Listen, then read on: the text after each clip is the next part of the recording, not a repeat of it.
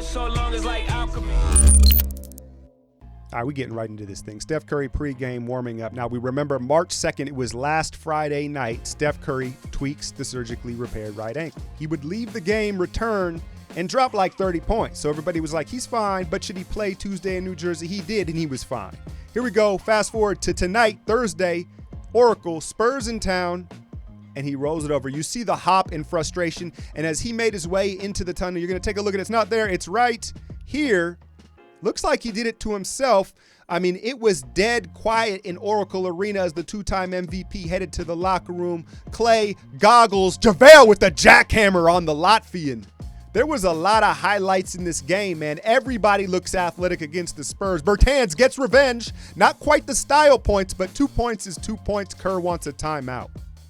So with no Steph, it was KD time, right? And he did what he did, gliding with two hands to the rim. He makes it look so easy, and they would not have an answer for this man on this night. Sloppy with the ball, just throw it up, throw it up. JaVale all over the place in this game. Third quarter, huge energy burst, saving the day. Zaza's LaMarcus. Look at Pop. Pop was ready to blow a gasket. He was having flashbacks of Kawhi in the same spot on the floor. Tony. I didn't even know he was still in the league, man. He looking flabby and sick, but he still moves right, throws it up. Rudy Gay on the offensive glass. The Spurs finished the third quarter on a 9-0 run and looked like they were going to finally get a win at Oracle. KD ripped through two hands. They had no answer, at least on that end. But I got to credit, LaMarcus Aldridge now has the smoothest fat boy game in the league, bar none. 30-11 for LA with the buttery soft jumper. Terrible turnover. DeJounte, you named DeJounte, you got some bunnies. He lives up to his name and puts a little extra on that, a little extra tilt. Kerr wants a timeout. No Steph Curry. It was OKD mode. He just went absolutely nuts. The Spurs, reluctant to double team. You see it's the same spot and the same result with the triple threat. Hezzy off the pull-up. LaMarcus just can't get out on that. They're simply not athletic enough to guard the perimeter. Pop has seen this story too many times. Draymond thinks JaVale's in the game, throws up the lob. He gets it back and flexes on him. Draymond with the bounce back triple-double. Aldridge, one last shot, right shoulder. That's what he wants. Can't get it to go after some suspect calls. Last glance. Clay, the late closeout, and San Antonio comes up short in Oakland again. Okay, man. Okay, it's been a while. It's been a while since I felt like we've needed one, right? We needed this win, seeing as that we're going into Portland tomorrow night. The story, obviously, Steph Curry tweaks the right ankle. And when you look at it, you know, there is something that's structurally wrong with Steph Curry's ankles. Obviously, he's had two surgeries on it, 2011, 2012. But I mean, it didn't even appear like he really rolled on the foot. That was because it wasn't a clean look initially, but then seeing the second, it was a step after, possibly glanced on someone's foot there. But it was just, so many of these tweaks have been without something under his foot and just some sort of weird way that he steps or an instability in his foot or ankle, Under Armour. No, I don't blame the shoes. I don't subscribe to that theory, but I do blame to possibly the arch and the way that he steps or the pressure that he puts on his foot. There's something. This is not a coincidence. One, it's structurally weak, and that's why he wears the big braces. But beyond that, I think it does have to do with the way he steps. I mean, I don't know. I don't know. Again, I am not a doctor. I got to say that, right? Because there'll be 15 comments. You don't know what you're talking about. Anyway, I'm going off. So, after that, it really sucked the air out of the building, right? It was completely dead quiet, and you could just see almost like the thought bubbles above everybody's heads. Like, man, like we can't have this at this point in the season. This is dangerous. And it was a very ugly second quarter for KD. We saw this the last game with David West out, no Andre Iguodala, obviously no Jordan Bell, right? And Patrick McCaw has been long gone now with the fractured wrist. So we were severely lacking off the bench. So KD stayed in with the second unit in the second quarter.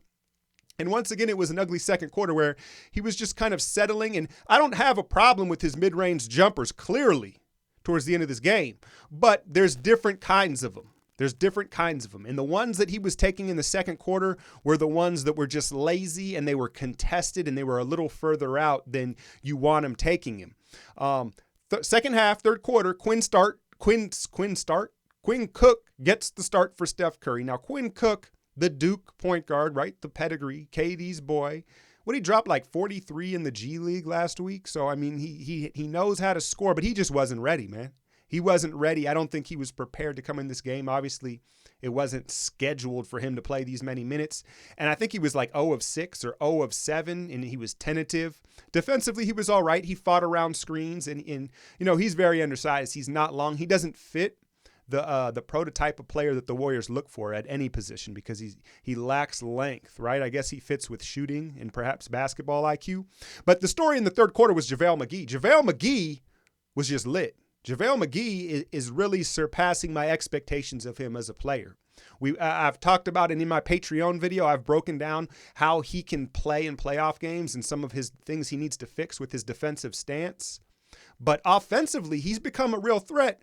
And you saw later in the game in the fourth quarter when Draymond tried to throw a lob to Livingston, and it got me thinking like, yo, McGee maybe should be in here right now. I know defensively San Antonio wasn't that big, but if you're talking about Livingston or JaVale on the offensive end, I'm right at this point today, I'm leaning towards JaVale just because of the proximity. You can throw the ball up and he can finish it, and he's finishing with confidence. He's got great hands that make up the length, the athleticism in the hands, make up for the timing and maybe the lack of awareness, right? But JaVale, man, it was a great third quarter and really a great game for him. Terrible end of the third quarter, though. With the Spurs finished on a 9-0 run the final minute of the game, or the final minute of the third quarter. And you know what I'm saying? It was just, there was the energy, and I don't know, I kind of put it on KD, and you could tell KD put it on himself. And to start the fourth quarter, I do want to highlight Kevon Looney's play to start the fourth. The defense was there, and Draymond was the catalyst, but Looney was involved. He had a steal. He was physical with Aldridge. He was boxing out. So Looney, when KD sat to start the fourth quarter, we all knew we had to buy some time. That was the danger time. The Spurs had gone up 8 or 9 points to start the fourth, and KD had to sit till the 7-minute mark, and that was really what was going to decide the game in my eyes. And that second unit with Kevon Looney, Klay Thompson hit a 3, and they not only survived, they closed the gap to 3, and then we got OKD. OKD went into God mode. And you heard him after the game. He talked about getting to his spots, and those are the differences. When he gets to his spot in rhythm at the mid-range, there's nothing you can do about it. It was kind of weird to see. The Spurs were like helpless. I think he dropped 14 in a row at one point. There was an egregious bailout call on that Aldridge 3. Y'all know me. If y'all watch the videos, I haven't been complaining about the refs much, man. I'm trying to be like the Warriors, right? And just keep it moving. But that call on Aldridge's 3 free throws at the end there, they were trying to gift wrap Pop a win. And the Spurs, they are on a down slope, man. So it'll be interesting to see where they end up in the brackets. Could they be the 8 seed? The last thing I want to say, I've thought about this, and I was on Twitter with my guys, and we were talking this, and it looked like we were going to lose the game. I was just like everybody else. I was negative. I was like, oh, it's a wrap after the turnover. When the turnover and the dunk between Draymond and KD, I was like, yo, man, they don't want this shit. And that's when he went into God mode. But I was like, man, seeing it as though Steph retweaked the ankle. He looks like he needs a few games, right? Iguodala's chipped up, David West. I think we should just concede the number 1 seed. Let's let Steph rest for 10 days or whatever it may be, because the reality of the situation is the reason why he rolled that ankle is because it's not all the way healed from him tweaking it in Atlanta. A healthy ankle, I don't think that turns over. Again, this is just a guess, but I think it's a pretty educated guess. So let's give Steph the time he needs, regardless if it's 3 days, 10 days, or 14. Let's not chase the Rockets. Let's keep our word on what we said and said we're not going to chase it. So I'm fine with the 2 seed, man, because again, I get back to the Spurs in a crazy scenario. What if San Antonio slides to 8 and all of a sudden Kawhi's back? He gets right the final 10 games, but they end up in the 8th seed, and Houston, San Antonio first round with a healthy Kawhi. I'm just saying, I'm just putting that out there right there. So, I'm willing to. And then there's another psychological factor. I think that you talk about the mental frustration or the mental exhaustion of this team in this 4-season run, right?